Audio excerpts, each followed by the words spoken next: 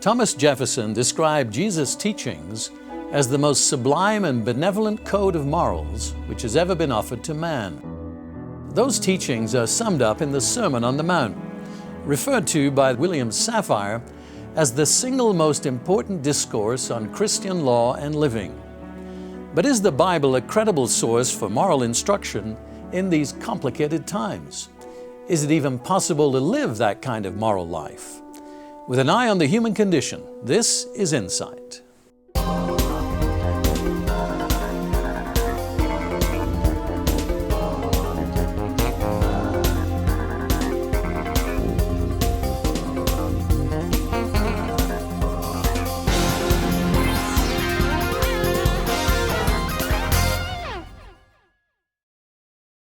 From Thomas Jefferson to Mahatma Gandhi, from Harry Truman to Martin Luther King, many leaders have looked to the Sermon on the Mount as the basis for morally motivated behavior.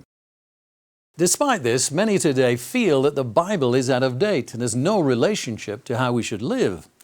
Has this timeless message run out of time? According to the Gospel of Matthew, Jesus pointed out that one of his core concepts in teaching was to uphold and magnify the law of God.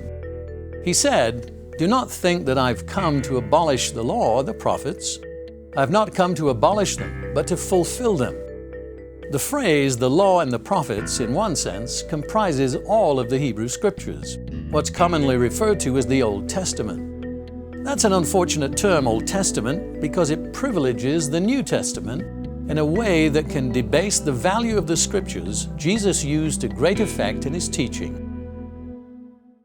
While referencing the Hebrew Scriptures, Jesus said, "My doctrine or teaching is not mine, but His who sent me." He also said, "I do not speak on my own authority. The word which you hear is not mine, but the Father's who sent me." Jesus was indicating that the essence of his moral teaching was what he had received from his Father. In other words, these principles are not humanly discerned. They are spiritual values as given by the Father. An important precursor to the sermon, one which underscores this point, was the encounter between Jesus and Satan in the wilderness. After going without food and water for 40 days, Jesus was met by Satan himself. Matthew records the devil's line of attack, "If you are the Son of God, turn these stones into bread." The craving for food was no doubt intense, and Jesus knew of his own miraculous powers. Jesus' unequivocal response was, "It is written, man shall not live by bread alone, but by every word that proceeds from the mouth of God," a clear reference to the Father. What Jesus went on to teach in the Sermon on the Mount were the principles he'd received from the Father, which formed the basis for how his followers were to live their lives. Morality is not some abstract or philosophical notion, but something to be demonstrated in everyday life. The Sermon on the Mount begins with a set of foundational statements, commonly known as the Beatitudes or blessings. Each begins with the same phrase, "Blessed are they." The word translated blessed could also be translated happy. These principles provide a roadmap to the right way of thinking and living. The Beatitudes begin with this, "Blessed are the poor in spirit, for theirs is the kingdom of heaven." Poor in spirit refers to an attitude of humility, of not thinking too highly of oneself. Someone with this approach will treat his neighbor as himself. It provides a building block for cooperation in our relationships. The next is, "Blessed are those who mourn, for they shall be comforted." Those who sorrow over their human failings will receive God's comfort.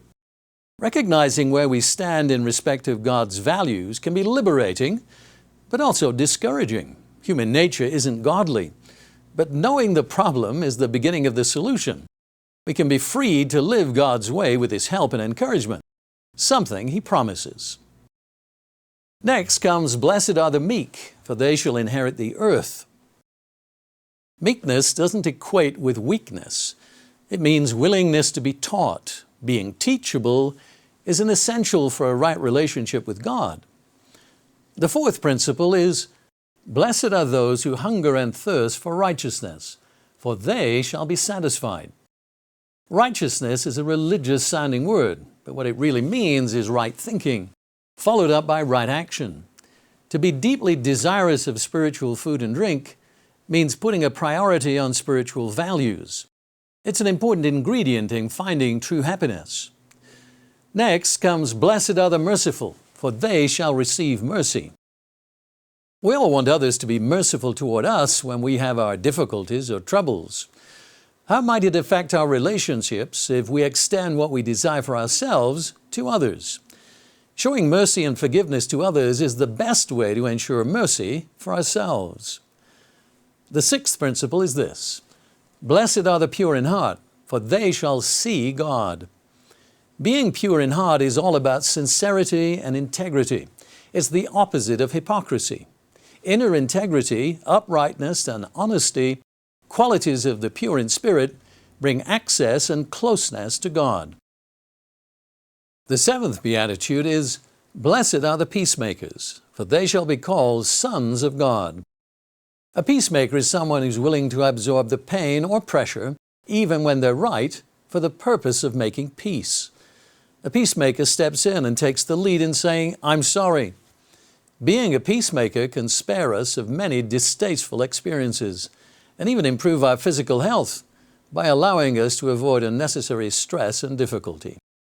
Next, we have, blessed are those who are persecuted for righteousness' sake, for theirs is the kingdom of heaven.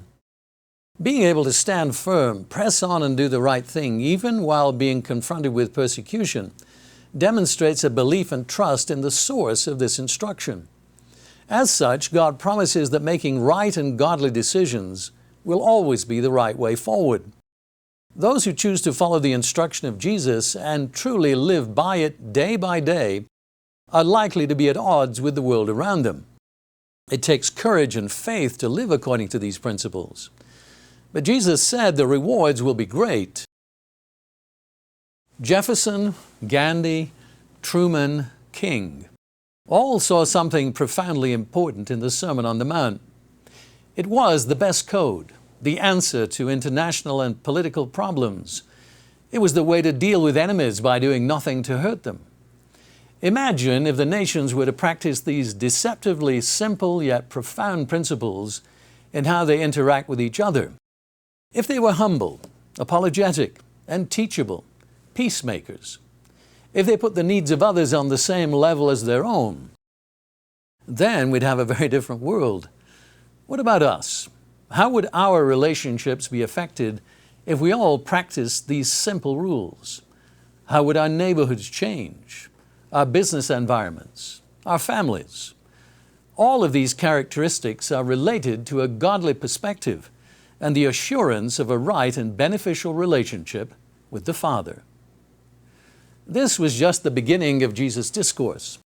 For more information, search for keywords Sermon on the Mount on this website, vision.org. For Insight, I'm David Hulme.